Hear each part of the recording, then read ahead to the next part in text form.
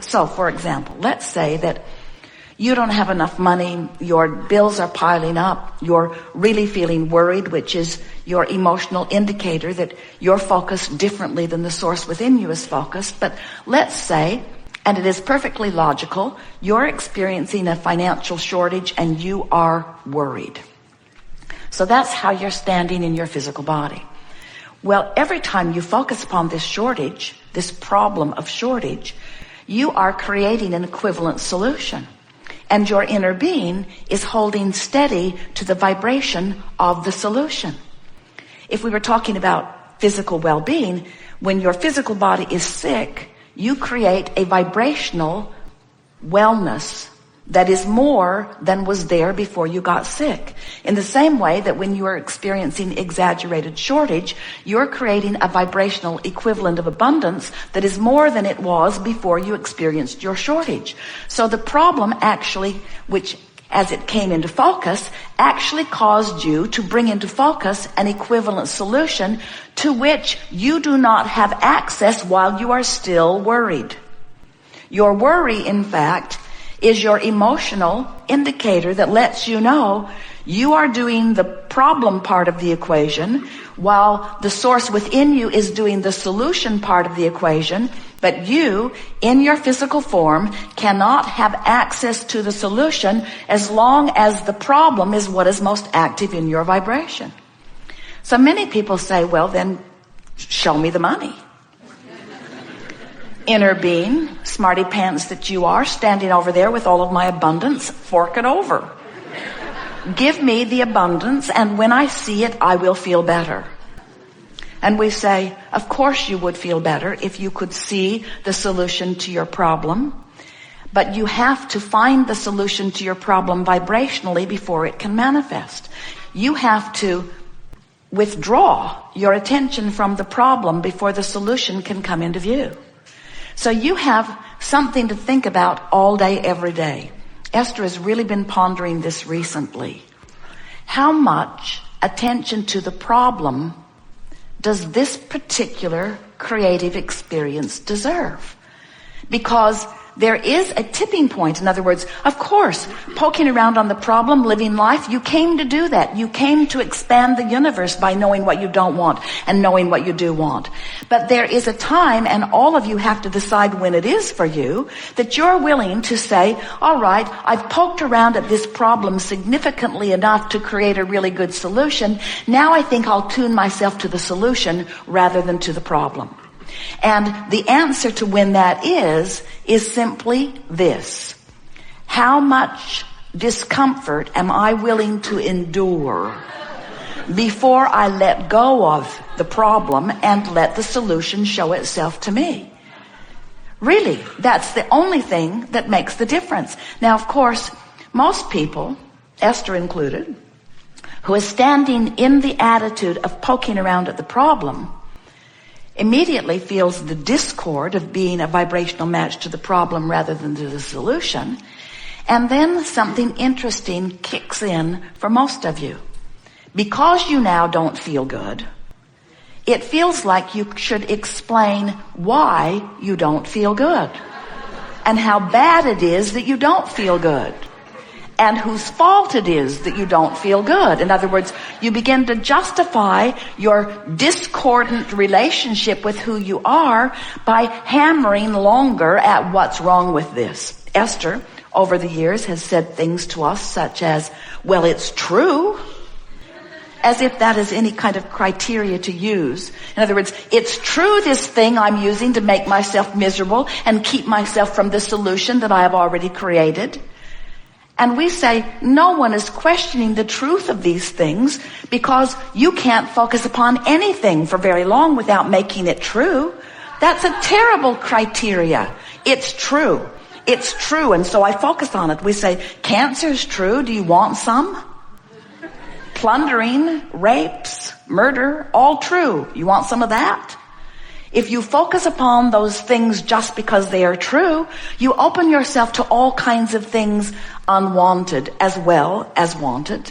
We think a different criteria is in order. So rather than saying it's true, why not ask yourself, how does it feel? How does it feel? Because sometimes you can poke around on what you consider to be a problem and it feels interesting. And we want to say to you, we've never said it to you before, that if you are poking in the direction of what feels like a problem and it feels interesting, you're still in the vortex. In other words, if it still feels interesting, you are not separating yourself from who you are. You're working the contrast in a productive way from inside the vortex, because in every particle of the universe, even where we stand in non-physical, there is wanted and unwanted. The difference between where we stand is that the differentiation between our wanted and our unwanted is so slight you could not from your physical platform even perceive it. So really, what we're wanting you to sort of come to an awareness of today, in the time that we are together, is how much grief am I willing to endure for the sake of expansion? And if we were standing in your physical shoes, we would say none. Because you don't have to separate yourself from who you really are and what you want so long that you deprive yourself of the energy of alignment for so long that you are in grief or fear or despair. That's way, way, way overkill for what you intended when you decided to come forth and be a creator in this physical body. Are you understanding what we're getting at? Now, this emotion that you feel, it's really an interesting thing, because you could give it lots of different names depending upon what's happening in your life. But one label would suit it just as well, and that is, it is discernment. It is an indicator of alignment or not. You see, who you really are is someone who, through life, has come to know only love. That's what source is. So when you find a reason to hate, no matter how justified it seems in your physical standards, as you stack everybody up and say these are desired behaviors and these are undesired behaviors, we know there are some very, very undesirable behaviors around you on your planet. And it seems logical from your physical format to sort them into piles and to condemn the most undesirable of them. But what happens in the first or last time that you attempted that is that as you proclaim something unwanted, undesirable, and you feel your hatred or your malice or your fear about it, that emotion that you are feeling is not an indication of the degree of badness of your object of attention. It is something so much simpler than that. It is your indicator of your personal, internal disagreement with your own source. Because source, whether you like it or not, loves those that you hate. Esther said to us, Abraham, come on. You saw that. You don't really love that about that person, do you? And we say, if we cannot find a lovable aspect, we look somewhere else. In other words, we do not stand in a place of pushing against. And the larger part of you does not stand in a place of pushing against. So when you decide that you are going to utilize your emotional guidance system, what you're actually saying is, all right, I get it. I was non-physical energy. I came into this body as an extension of non-physical energy, of source energy, of that which man calls God, for the very express purpose of sifting through variety in order to inspire myself to an awareness of further expansion. Is that right? We say, yes, that's exactly right. And then you say, all right, so I'm in my physical body. I'm sorting through the contrast. I know what I don't want. I give birth to what I do want, but I can't easily focus on what I do want because it's a new vibration. Is that right? That's right. And it's easier for me to focus upon what I don't want because I do that more often. We say, that's right.